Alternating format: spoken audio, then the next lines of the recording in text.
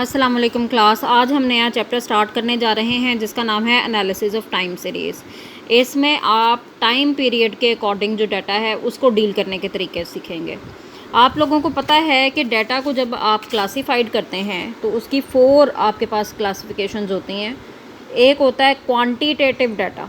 Quantitative data ऐसा data होता है जो कि क्वांटिटीज़, हाइट, वेट वगैरह को डिस्क्राइब करता है। फिर होता है जी क्वालिटेटिव डाटा, ठीक है, जिसको आप कैटेगोरिकल डाटा भी कहते हैं, जैसे कि आपने काई स्क्वायर पिछले चैप्टर में रीड आउट किया है, उसमें आप एट्रीब्यूट्स का डाटा लेते हैं। फिर आता है जी temporal data. Temporal data time period के अकॉर्डिंग जो आप लोगों का डाटा होता है, इसको क्रोनोलॉजिकल डाटा भी कहते हैं, उसके ऊपर डील करता है। और फिर जियोग्राफिकल डाटा जो कि लैंड्स के ऊपर होता है, ठीक है, जियोग्राफी के मुताबिक होता है, लैंड्स के पोर्शंस होते हैं, उनके ऊपर जब आप स्टैटिस्टिकल एनालिसिस करते हैं या डाटा कलेक्ट करते हैं तो वो जियोग्राफिकल डाटा कहलाता है।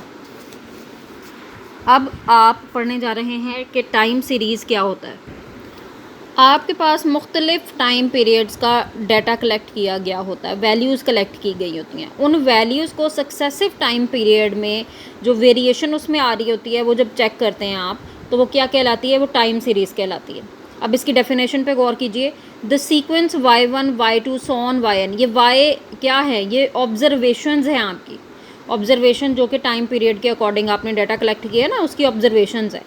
Of an observation of a variable y, ठीक है, कोई भी वेरिएबल y है, टाइम पीरियड के अकॉर्डिंग वो वेरिएबल है।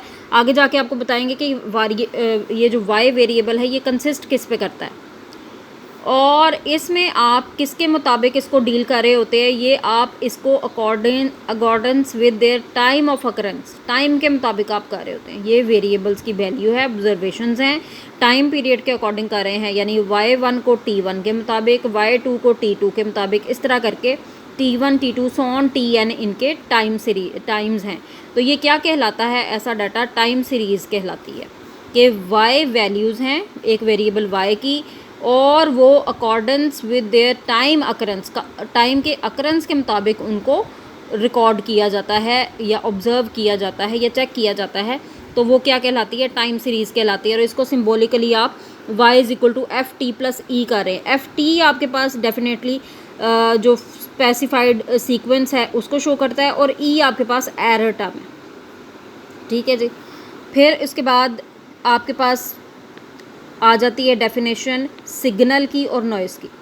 सिग्नल आपके पास क्या है? सिस्टमेटिक कंपोनेंट ऑफ वेरिएशन है टाइम में, क्योंकि मैंने आपको पहले ही बताया कि जब भी आपने टाइम सीरीज़ एनालिसिस में काम करना है तो आपने बेसिकली जो आपका फोकस होना है ना, वो आपने वेरिएशन चेक करनी है। कोई वेरिएशन लॉन्ग रन की होगी, कोई वेरिएशन शॉर्ट रन की होगी, कोई वेरिएशन बिल्कुल ही सीजनल होगी। ठीक, जैसे आप देखें जी, कोई वीकली डाटा कलेक्ट कर रहा होता है, कोई डेली कर रहा होता है, कोई मंथली कर रहा होता है, कोई ईयरली कर रहा होता है, कोई डिकेड्स के हिसाब से भी डाटा कलेक्ट करते हैं। तो ये आपके पास जब सिस्टमेटिक कंपोनेंट ऑफ वेरिएशन आ रहा है टाइम सीरीज़ में तो वो सिग्नल है। नॉइज़ क्या है? नॉइज़ आपको पता है कि आम जुबान में शोर को कहते हैं। उसमें क्या है? डेफिनेटली उसमें इर्रेगुलर कंपोनेंट आएगा। The noise is an irregular component of variation in time series. पता होना चाहिए आपको, ये आपके ऑब्जेक्टिव पॉइंट ऑफ व्यू से इम्पॉर्टेंट है ये दोनों चीज़ें, कि सिस्टमेटिक कंपोनेंट ऑफ वेरिएशन है तो वो सिग्नल है, और अगर आपके पास वो इर्रेगुलर कंपोनेंट है तो वो नॉइज़ है। उसके बाद बेटा ये उसने मुख्तलिफ एग्जांपल्स दी हुई हैं कि अगर आप कोई भी क्रोनोलॉजिकल ऑर्डर के अंदर, क्रोनोलॉजिकल कहते हैं, क्रोनिक कहते हैं ना पुरानी को, टाइम बहुत पुरानी चीज़ को, तो क्रोनोलॉजिकल ऑर्डर क्या है आपके पास कि टाइम पीरियड के अकॉर्डिंग, पास्ट के अकॉर्डिंग जो डाटा आपके पास ऑर्डर आया हुआ, ऑब्जर्वेशंस आई हुई हैं, उसमें आपके पास अगर इक्वल डिस्टेंस आता है टाइम का तो वो आपके पास क्या कहलाएगा? वो आपके पास सिग्नल कहलाएगा। जैसे आवरली टेम्परेचर आप रिकॉर्ड कर रहे हैं वेदर का, ठीक है, वीट की प्रोडक्शन आप कर रहे हैं सालों के हिसाब से, फर्टिलाइज़र स्टोर में चेक कर रहे हैं, ये आपके पास आ जाता है। फिर उसके बाद हिस्टोरीग्राम आपके पास आ जाता है कि हिस्टोरीग्राम क्या है। हिस्टोरीग्राम में आपके पास इसको चेक करने के लिए डेफिनेटली ये ग्राफ है, ग्राफिकल रिप्रेजेंटेशन है टाइम सीरीज़ एनालिसिस की। बच्चियाँ बाज़ औक़ात कंफ्यूज हो जाती हैं हिस्टोरीग्राम में और हिस्टोग्राम में।